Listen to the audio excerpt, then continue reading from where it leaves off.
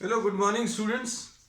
Today in 12th class physics we are continuing with the chapter and exercise of the fourth chapter. हम लोगों ने question number 24 तक कर लिए थे. Today we are starting with question number 25. Question number 25 देख लीजिए. Book सामने रखेंगे, स्टेटमेंट अगर पढ़ेंगे तो ज़्यादा अच्छा है. But we'll write down only facts. A circular coil of 20 tons. N is equal to circular coil है. सबसे पहली चीज जो काम की दी है circular coil. N is equal to 20. Number of turns बच्चों 20 दिए हैं. फिर इसके बाद of radius 10 centimetre. Radius is 10 centimetre. Is placed in a uniform magnetic field of 0.1 tesla. This is placed in a uniform magnetic field B is equal to 0.1 T ऐसा दिया है. Normal to the plane of the coil. तो बच्चों इसमें जो दिया हुआ है ये मैग्नेटिक फील्ड जो है that is perpendicular to the plane of the coil. ये जो सर्कुलर कॉइल है, ये सर्कुलर कॉइल बच्चों कैसी है? ये सर्कुलर कॉइल ऐसी कुछ रखी हुई है and the plane of the coil, this is the plane of the coil. This plane of the coil is perpendicular to the magnetic field. तो अब इसको suppose for example इसको अगर आपने ये सर्कुलर कॉइल माना तो plane of the coil is perpendicular to the magnetic field. तो इससे फर्क क्या पड़ता है? तो अभी हम लोग बोलते हैं कि एरिया का डायरेक्शन चाहिए, तो एरिया का direction is perpendicular to the plane. तो अब इसमें मैग्नेटिक फील्ड का ये डायरेक्शन है और एरिया का बच्चों ये डायरेक्शन है. अब इसमें अच्छा, a circular coil of 20 turns is placed normal to the plane of the coil. तो अब इसमें आपको क्या कैलकुलेट करना है? Current in the coil is 5 amperes. फिर what is the total torque on the coil? तो टॉर्क कितना होता है? टॉर्क होता है NIAB साइन थीटा. तो थीटा की वैल्यू बच्चों इसमें 0 है. Theta is the angle between A and B. Angle between A and B और थीटा की वैल्यू 0 है. तो टॉर्क बच्चों कितना आ जाएगा? Torque will be equal to 0. No calculations required, मतलब वैल्यूज रखने की भी जरूरत नहीं है. थीटा की वैल्यू 0 है तो साइन थीटा की वैल्यू 0 आएगा. Therefore torque will be equal to 0. This is what the total torque acting on the coil is 0. First part. Second part, total force on the coil. तो total force का के बारे में भी हमें मालूम है. किसी भी कॉइल को अगर यूनिफॉर्म मैग्नेटिक फील्ड में रखेंगे तो क्या होगा? उसके ऊपर टोटल फोर्स जो है, टोटल फोर्स बच्चों हमेशा कितना? 0 आता है. तो total force acting on the coil is what? 0.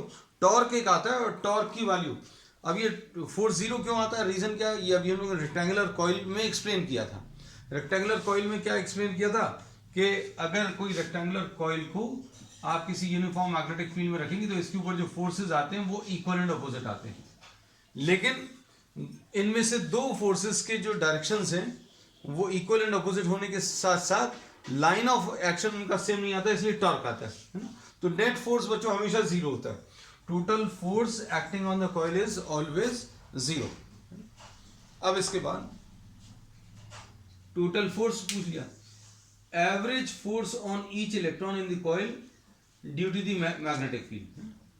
अब ये सी पार्ट कुछ अलग सा है. फोर्स एक्टिंग ऑन इलेक्ट्रॉन पूछा है. Force acting on electron in the coil. Her electron के ऊपर फोर्स कितना लग रहा है वो आपको कैलकुलेट करना है.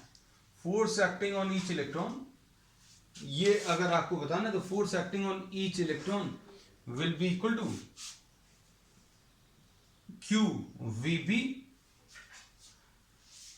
Force will be equal to QVB और इसमें साइन थीटा होता है. तो इसमें ये charge of the electron E आ जाएगा. वेलोसिटी, अब इसके अंदर जो चार्ज मूव कर रहे हैं उनकी वेलोसिटी कितनी होती है? Vd होती है ना. Vd is what? The drift velocity. B अब इस वेलोसिटी का मैग्नेटिक फील्ड के साथ एंगल, बच्चों इसमें इमेजिन करना, ये चार्ज ऐसा कुछ मूव कर रहा है और इसका मैग्नेटिक फील्ड के साथ एंगल कितना है 90 डिग्री, तो ये sin 90 आएगा। तो E into V D into B ऐसा कुछ मिलेगा। अब इसके बाद E तो अभी हम लोग मालूम है,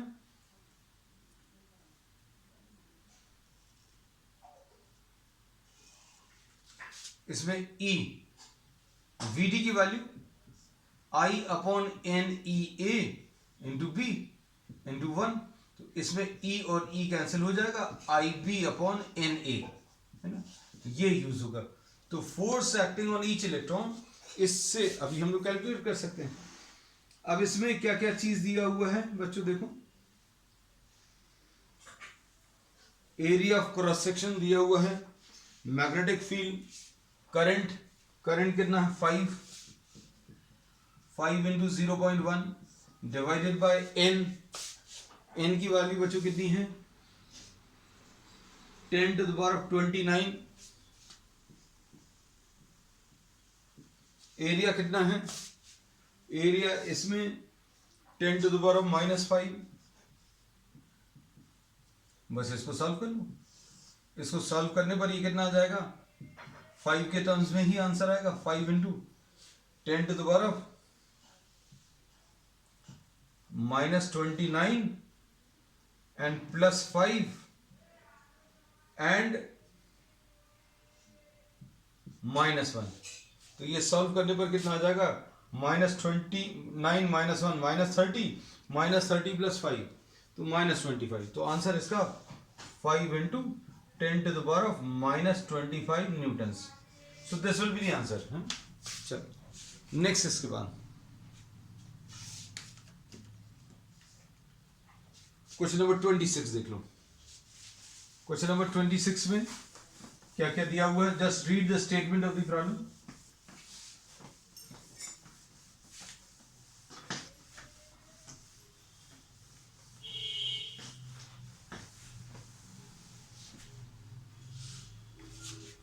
A solenoid 60 centimeter long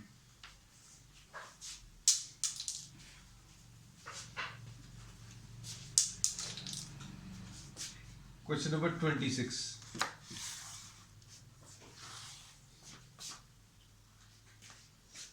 a solenoid 60 centimeter long,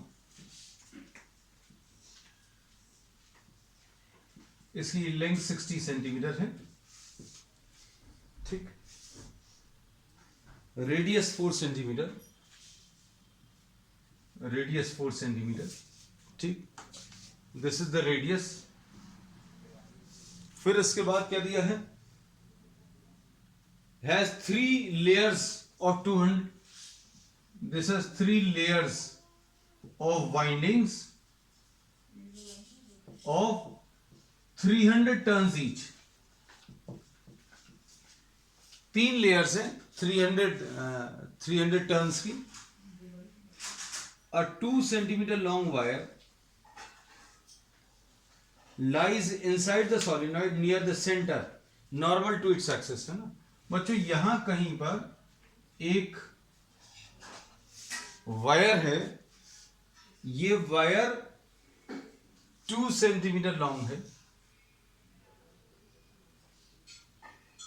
2 centimetre long है, and this is placed perpendicular to the field, perpendicular to the axis। तो बच्चों एक्सिस ये है, ये एक्सिस रहेगा और यही मैग्नेटिक फील्ड का डायरेक्शन भी रहेगा, ऐसा कुछ दिया हुआ है। तो ये सारी चीजें अभी हम लोग इसमें मार्क कर दे रहे हैं।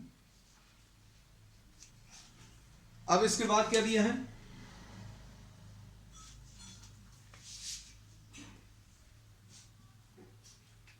mass of this wire, mass of this wire ये दिया हुआ कितना 2.5 ग्राम्स, और ये जो वायर रखा है बच्चों परपेंडिकुलर टू दी एक्सिस रखा हुआ है, मतलब ये 90 डिग्रीज है ना।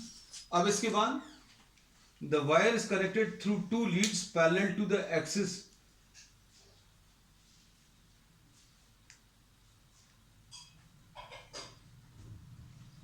अब इसके अंदर जो करंट है 6 एम्पियर है, ऐसा कुछ दिया हुआ है। Current through this is what 6 amperes. What value of current in the windings of the solenoid can support the weight. अब क्वेश्चन को समझो अच्छे से बच्चा। इसमें क्या दिया है, इसमें एक सोलेनॉइड है, सोलेनॉइड में 3 लेयर्स की वाइंडिंग है, हर लेयर में 300 टर्न्स हैं। अब इसमें कितना करंट पास करें कि ये अंदर रखी हुई एक करंट कैरिंग कंडक्टर को सपोर्ट कर सके। तो अब सबसे पहली चीज तो ये समझ लो कि ये जो रेड कलर की अभी हमने ये वायर बनाई है, ये इसकी लेंथ 2 सेंटीमीटर है और इसके थ्रू जो करंट पास हो रहा है वो 6 एम्पियर है। अब इसके ऊपर जो फोर्सेस लगेंगे बच्चों, क्या लगेंगे, नीचे की तरफ क्या लगेगा, mg लगेगा, और ऊपर की तरफ क्या लगेगा, ILB लगेगा। तो इसमें I जो है बच्चों 6 एम्पियर दिया है। अब B, तो B अभी हम लोगों को कैलकुलेट करना पड़ेगा। तो अब देखो B, this is the magnetic field generated by the solenoid, और इस B की वैल्यू कितनी आती है बच्चों, μ0 NI आता है ना। तो इसको अभी हम लोग I डैश लिख दे रहे हैं, क्योंकि एक I अभी हम लोग प्रॉब्लम में ऑलरेडी यूज कर चुके हैं। तो 2 चीजों में करंट आ रहा है, एक तो इसके टर्न्स में करंट पास कर रहा है जो कि एक मैग्नेटिक फील्ड प्रोड्यूस कर रहा है, और एक अंदर छोटा सा कंडक्टर रखा हुआ है, छोटी सी वायर रखी हुई है जिसके थ्रू 6 एम्पियर्स का करंट जा रहा है ना। अब इसमें क्या पूछा है कि इसमें यह बोला है कि टर्न्स में I dash the current through the solenoid in the solenoid, I dash की वैल्यू निकालनी है। I डैश की वैल्यू निकालने के लिए कंडीशन ये दी है, you have to find out the current which should be passed through the solenoid so that it supports the current carrying small conductor which is placed inside। भाई अंदर अगर आपने करंट कैरिंग कंडक्टर रख दिया और इसमें कितना करंट पास करें कि ये अपने वेट के कारण नीचे नहीं गिरे, तो नीचे की तरफ वेट काम कर रहा है, ऊपर की तरफ ILB काम करेगा। ये दोनों इक्वल एंड ऑपोजिट अगर होंगे then the weight will be balanced by the magnetic force, है ना। तो अब हम लोग इसमें क्या करेंगे बच्चों, देखो अब सारी चीजों के कैलकुलेशंस एक एक करके करते चलते हैं। N the number of turns per unit length, तो number of turns per unit length कितना आ जाएगा, 3 × 300, तो टोटल टर्न्स आ जाएंगे। क्यों, क्योंकि इसमें 3 लेयर ऑफ वाइंडिंग्स हैं, there are 3 layers of windings. तो 3 × 300 तो टोटल नंबर ऑफ टर्न्स आ गए, डिवाइडेड बाय लेंथ, तो लेंथ कितनी है बच्चों, 60/100, है ना। तो अब इसमें कैसा लिखेंगे, 3 × 300 × 10 डिवाइडेड बाय 6, तो 3 2s और 2 5s, तो n की वैल्यू बच्चों 1500 आ गई। n की वैल्यू इसमें कितनी, 1500 आ गया, है ना। अब इसके बाद b की वैल्यू मालूम है, तो b की वैल्यू कितनी आ गई, μ0 की वैल्यू भी रख लें, 4π × 10⁻⁻7 इंटू n कितना है बच्चों, 1500 इंटू I, तो करंट I डैश, ये आपको कैलकुलेट करना है। अब ये B आ गया। अब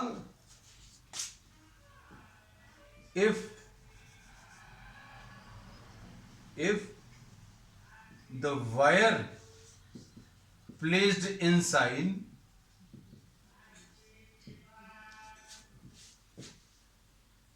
if the weight of the wire placed inside is to be supported by the magnetic force, तो आपको क्या करना पड़ेगा, I into L into B will be equal to what, mg, ये रखना पड़ेगा। अब I कितना है बच्चों, तो I अभी हम लोग 6 मालूम है। लेंथ कितनी है बच्चों, लेंथ इसमें लेंथ इसकी 2 सेंटीमीटर है शायद, देख लेना, 2/100 इंटू बी की वैल्यू, तो बी की value 4 pi into 10⁻⁻7 into 1500 is equal to mg। तो mg कितना है? 2.5 ग्राम्स, 2.5 बाय 1000 इंटू 9.8। अब आपको इसमें क्या सॉल्व करना है बच्चों? इसमें बी में कुछ चीज छूट रही है, μ0 लिख लिया है, 4 पाई इंटू 10⁻⁻7 लिख लिया, 1500 आई डैश छूट गया है। ये आई डैश ही तो कैलकुलेट करना है। अब इससे आई डैश की वैल्यू सिंप्लीफाई कर लीजिए। तो आई डैश सिंप्लीफाई करने पर इसमें जो जो टर्म्स कैंसिल हो रहे हैं बच्चों उनको कैंसिल कर लेना।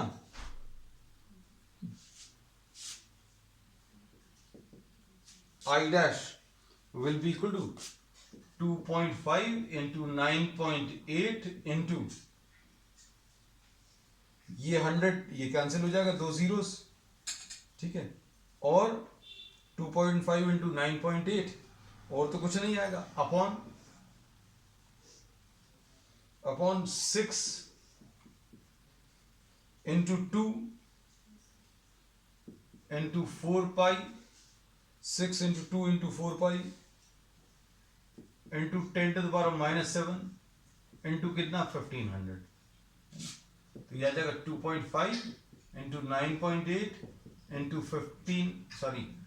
10⁻7 डिवाइडेड बाय 6 इंटू 2 इंटू 4 पाई, ऐसा कुछ लिख सकते हैं। अब ये सॉल्व करने में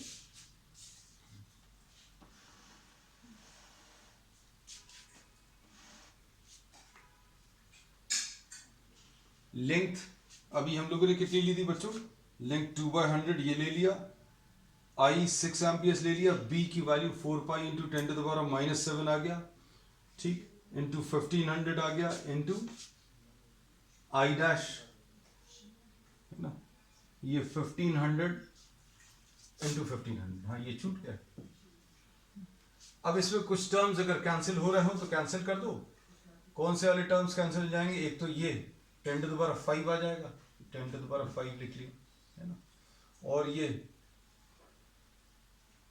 10 टाइम्स अप्रोक्सीमेटली कैंसिल होगा, 25 इंटू 10⁻5, और ये कितना आ जाएगा? 6 2 12, 12 4 48, 48 अप्रोक्सीमेटली 50 लिख लें, और इसको भी 6 2 12 4 48, और ये देखो 6 2 12 4 48, और पाई को 3.14 इंटू 15, ये भी अप्रोक्सीमेटली 50 कर दें, है ना। सिर्फ एक अप्रोक्सीमेट आंसर चेक करने की कोशिश कर रहे हैं कितना आएगा, है ना। तो ऐसा कुछ आएगा। अब इसमें 2 जीरोस कैंसिल हो जाएंगे, 2500 आ जाएगा, तो ये 25 तो कैंसिल होगा, है ना। तो करंट की वैल्यू बच्चों इसमें 2500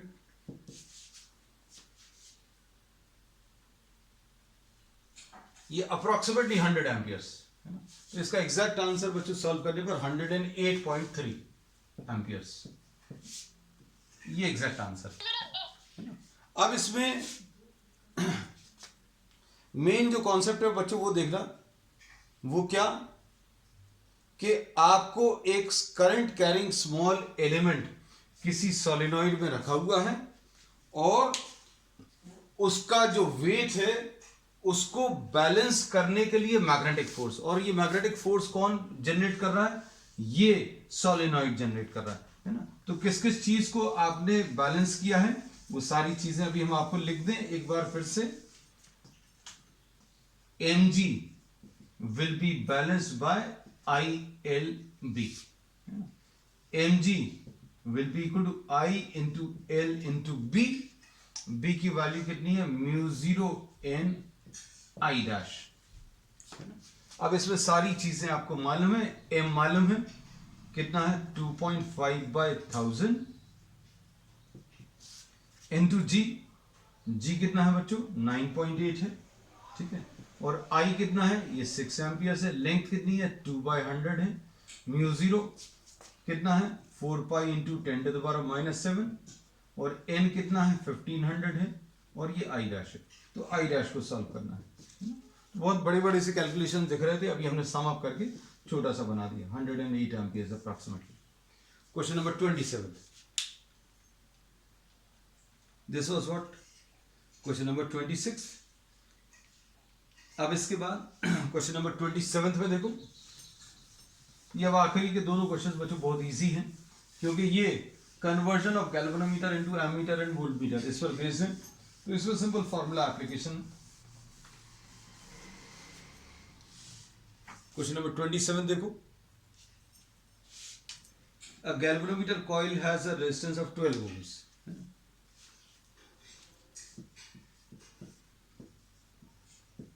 RG 12 ohms दिया है, and the meter shows a full scale deflection for a current of 3 milliamperes. The galvanometer shows a full scale deflection for 3 milliamperes, यानी 3/1000 amperes, ऐसा कुछ आ गया। फिर इसके बाद how will you convert the meter into a voltmeter, इसको voltmeter में change करना है, और ये वोल्टमीटर कितनी रीडिंग लेना चाहिए 18 वोल्ट्स। तो अब हम लोग कहते हैं अगर आपको फॉर्मूला याद है तो अच्छी बात है, नहीं है याद तो आपको कॉन्सेप्ट याद होना चाहिए।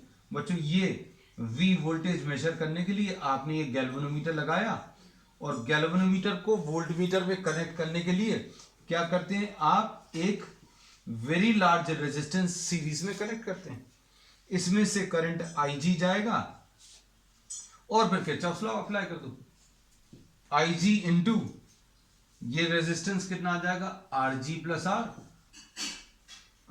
R, this will be equal to V, इसका पोटेंशियल इसके बराबर आ जाएगा किरचॉफ्स लॉ से, है ना। नहीं तो आपको फॉर्मूला याद हो तो well and good, RG plus R will be equal to V upon IG, so R will be equal to V upon IG minus RG, है ना। तो V कितना है बच्चों 18 है, और IG कितना है 3/1000 है ना, माइनस RG की वैल्यू 12 है। तो ये कितना आ जाएगा बच्चों सॉल्व करने पर, if you try to simplify, ये 3 6 आ जाएगा, ये 6000 आ जाएगा, 6000 माइनस 12 मतलब ये आ जाएगा 5988 ohms। So this will be the answer to question number 27। ठीक, अब लास्ट क्वेश्चन बच्चों आज का, a galvanometer has a resistance of 15 ohms, galvanometer का जो रेजिस्टेंस है वो 15 ohms दिया है, ठीक, and the meter shows a full scale deflection for a current of 4 milliamperes, बच्चों ये 4 milliamperes दिया है, यानी ये 4/1000 आ गया। अब इसके बाद क्या करना है, now this is to be converted into an ammeter of 6 amperes range, है ना। इस गैल्वेनोमीटर को अगर एमीटर में चेंज करना है तो आपको क्या करना पड़ेगा, पैरेलल में एक वेरी स्मॉल रेजिस्टेंस कनेक्ट करना है। तो अब इसमें अगर आई करंट फ्लो करा रहे हैं अभी हम ये सिर्फ आपको रिवाइज भर करा दे रहे हैं, क्योंकि बहुत सारे बच्चों को ऐसा लगता है हमें फॉर्मूलेस याद नहीं रखने, तो अगर याद नहीं रखने तो आपको कॉन्सेप्ट याद होना चाहिए कि भाई IG करंट इसमें जाएगा और इसमें कितना जाएगा I माइनस IG। बस अभी हम लोग बोलेंगे इसका पोटेंशियल और इसका पोटेंशियल इक्वल कर दो, किरचॉफ्स लॉ अप्लाई कर दो, और नहीं तो फॉर्मूला याद है तो सबसे अच्छी बात वही है कि फॉर्मूला याद, फॉर्मूला अगर याद नहीं तो कॉन्सेप्ट याद होना चाहिए ना, कुछ तो मालूम होना चाहिए। I minus IG into RG will be equal to IG into S। So this very small resistance which is connected in parallel is called the shunt, है ना। तो इसमें क्या करना है, शंट रेजिस्टेंस कैलकुलेट करना है, तो shunt resistance will be equal to I minus IG into RG, I minus IG into S, sorry ये देखो गलत लिख दिया, I माइनस IG इंटू, ठीक लिखा था, I minus IG into RG will be equal to IG into S. अब आपको इसमें क्या कैलकुलेट करना बच्चों? शंट रेजिस्टेंस,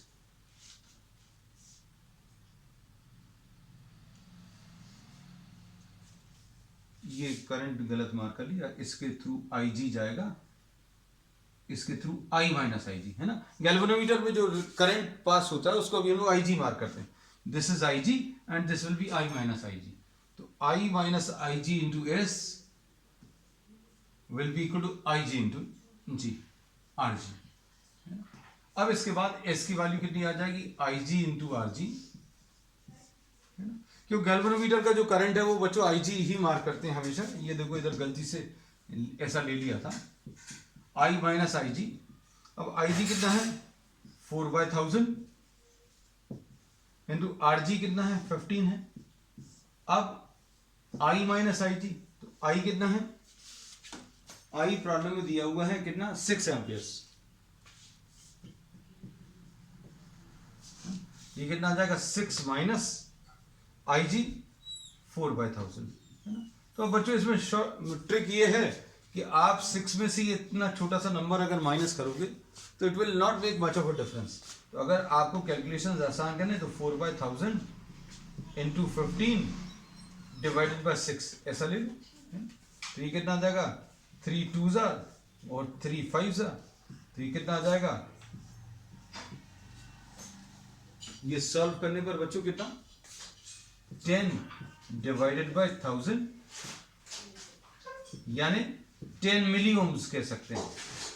10 मिली ओम्स या 0.01 ohms. So this is the resistance which is to be connected in parallel. So value of the shunt will be 10 milli ohms or 0.01 ohms. So this finishes the chapter in exercise. We will continue with some more extra problems on the next term, and then we'll be starting the next chapter. That's all for today.